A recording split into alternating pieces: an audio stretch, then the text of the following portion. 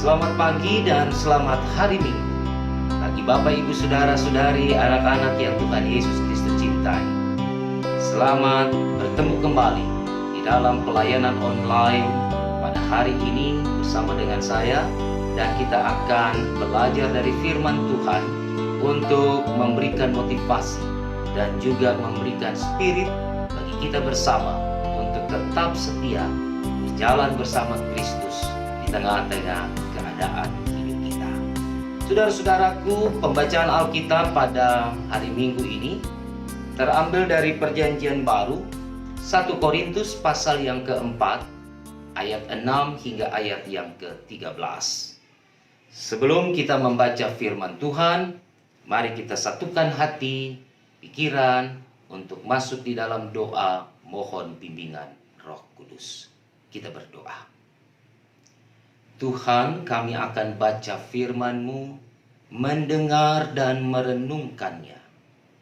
Kami mohon kekuatan, kemampuan, hikmat dari Roh Allah, sehingga kami dapat mengerti kebenaran firman Tuhan ini.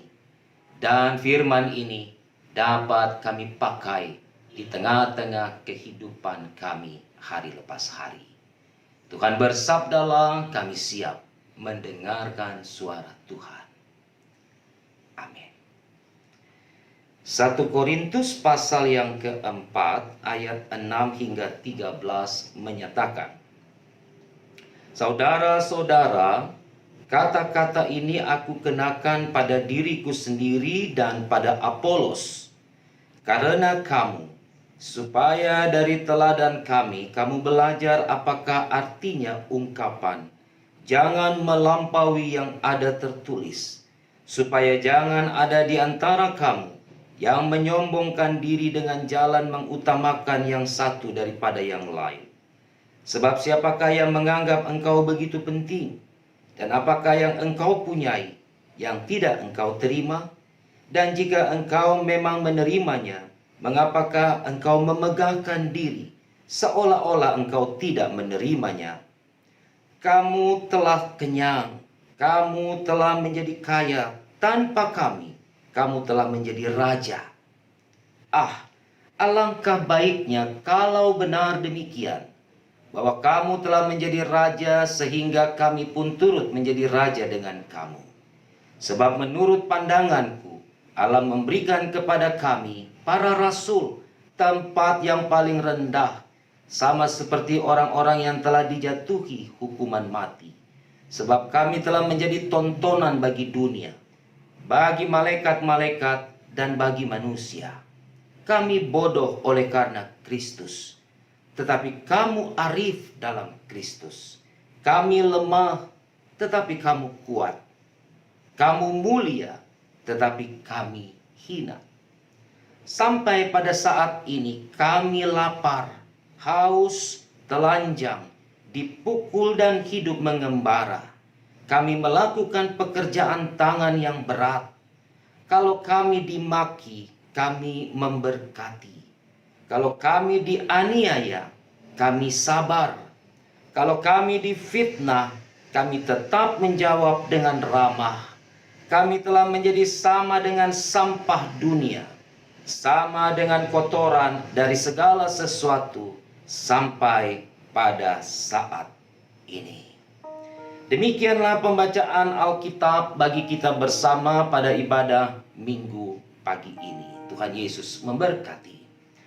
Ibu bapak saudara-saudaraku yang dikasihi dan diberkati Tuhan Yesus Kristus, gereja di kota Korintus terkenal dengan gereja yang memiliki program-program yang besar, program-program yang terbaik, karena jemaat atau gereja di Korintus adalah gereja yang secara finansial cukup kuat.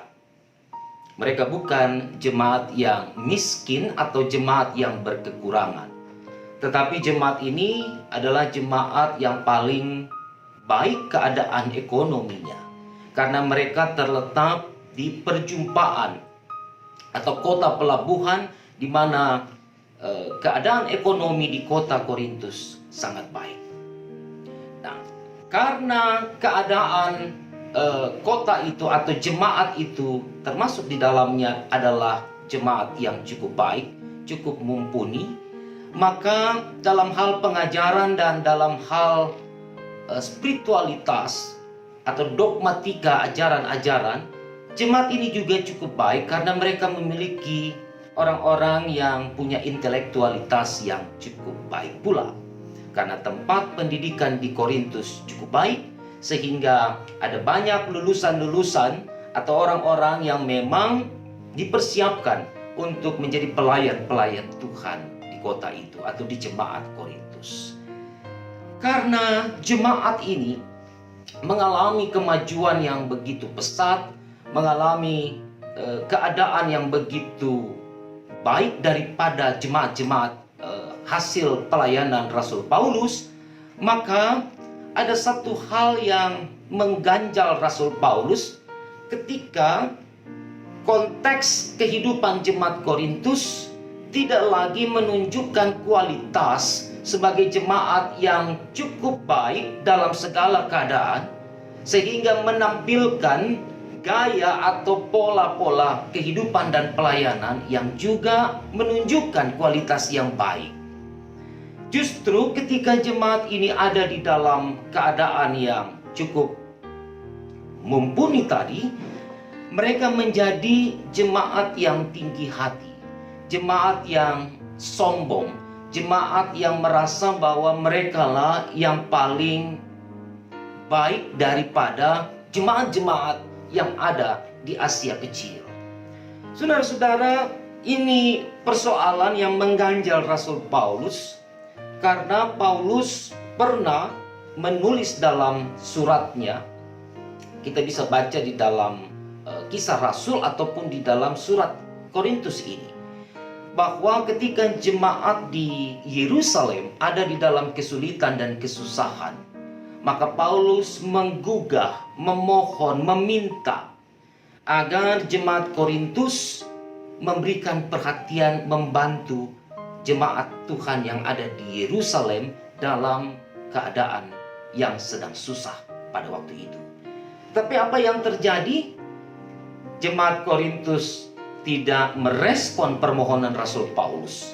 Mereka menganggap bahwa mereka lebih mementingkan diri mereka sendiri dibandingkan mereka peduli atau menolong, membantu jemaat-jemaat yang kecil, jemaat-jemaat yang sedang membutuhkan pertolongan. Kekasih-kekasih Tuhan, bacaan kita pada hari ini dalam 1 Korintus pasal yang keempat ini oleh Lembaga Alkitab Indonesia diberi judul di dalam perikop ini, rendahkanlah dirimu. Dari judul ini kita dapat menarik satu kesimpulan bahwa apa yang mau ditulis oleh Rasul Paulus tentu ada sebab, ada dasarnya mengapa Paulus meminta kepada jemaat di Korintus untuk merendahkan diri mereka.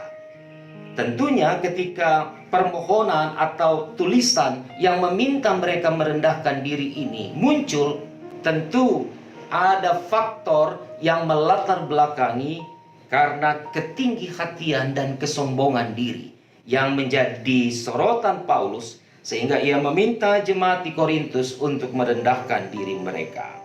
Di dalam bacaan kita ada beberapa ayat yang menarik yang menurut saya perlu kita garis bawahi.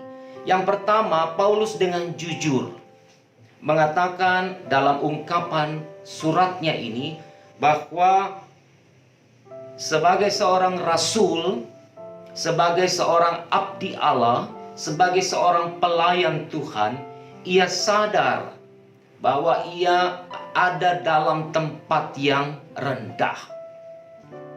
Ia bukan seorang pelayan, seorang rasul, seorang abdi Allah yang ada di tempat yang tinggi. Justru keteladanan Kristus yang merendahkan diri mewarnai seluruh pola pelayanan para rasul, termasuk Paulus dan Apolos. Oleh sebab itu Paulus menjelaskan bahwa sebagai seorang rasul,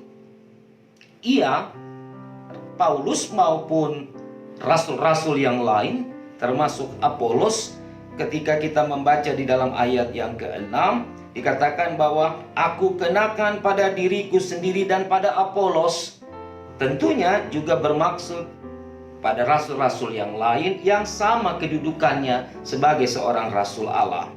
Bahwa mereka meminta agar jemaat Korintus dapat menjalankan kehidupan di dalam sebuah keadaan yang tidak melanggar nilai-nilai kekristenan.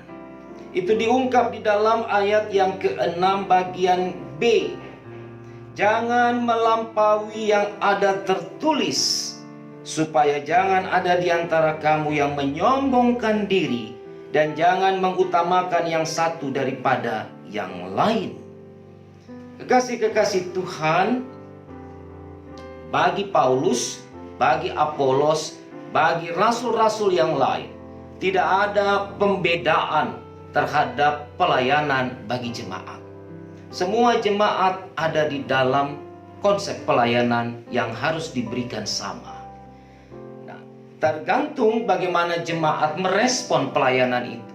Sehingga ketika pelayanan yang diberikan secara kolektif oleh para rasul itu dalam konsep yang sama, tidak ada membeda-bedakan, maka harapan para rasul juga respon dari warga jemaat kepada pelayanan atau di dalam proses kehidupan mereka dengan orang lain juga tidak membeda-bedakan orang lain satu dengan yang lain, tidak menyombongkan diri satu terhadap yang lain, tidak memegahkan diri satu terhadap yang lain. Dan terlihat benar di dalam perikop ini bagaimana Paulus menempatkan kedudukannya dan meninggikan kedudukan jemaat dibandingkan kedudukannya sebagai seorang rasul Allah, sebagai seorang pengajar, sebagai seorang guru, sebagai seorang pendidik.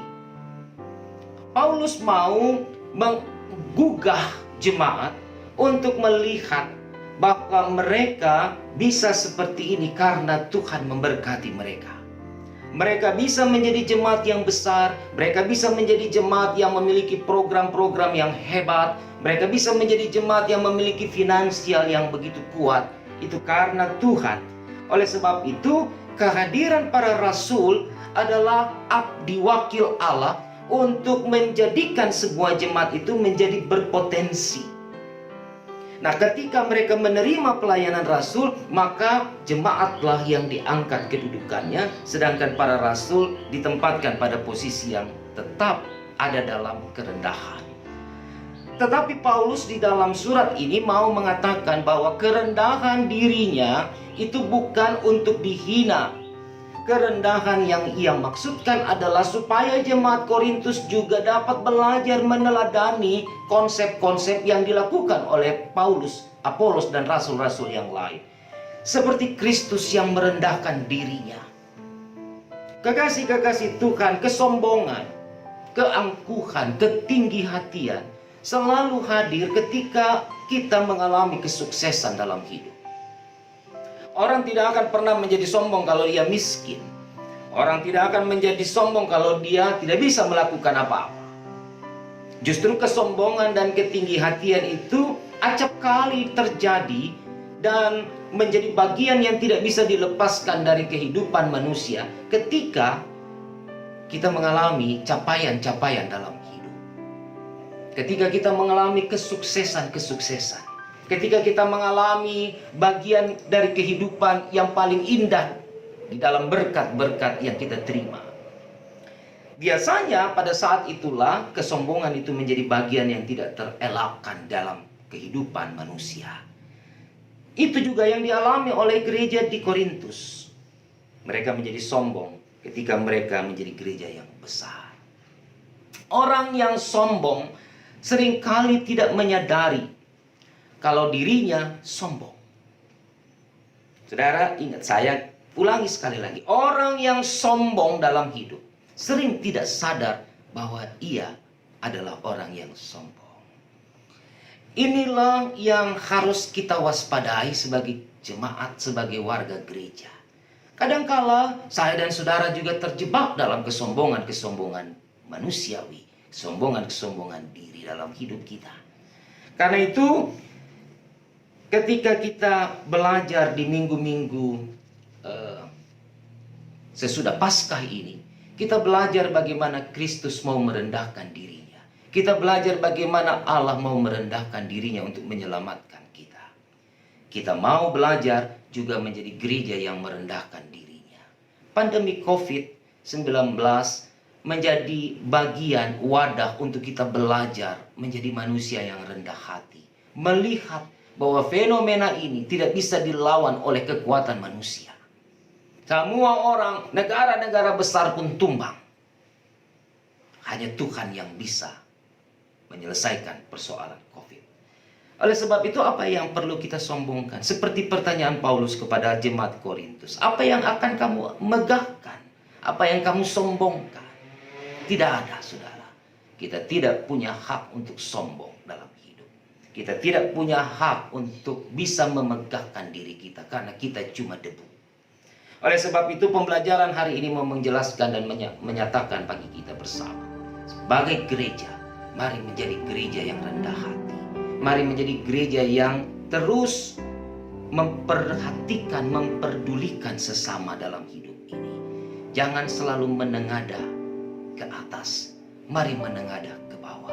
Melihat bahwa masih banyak orang yang membutuhkan saudara, masih banyak orang yang membutuhkan gereja Tuhan. Maka disitulah panggilan iman kita untuk menyalurkan kasih, menyalurkan kepedulian kepada sesama di tengah kehidupan ini. Tuhan Yesus memberkati saudara di tengah-tengah perjalanan hidup dan keadaan yang kita alami, supaya kita tetap menjadi gereja yang berendah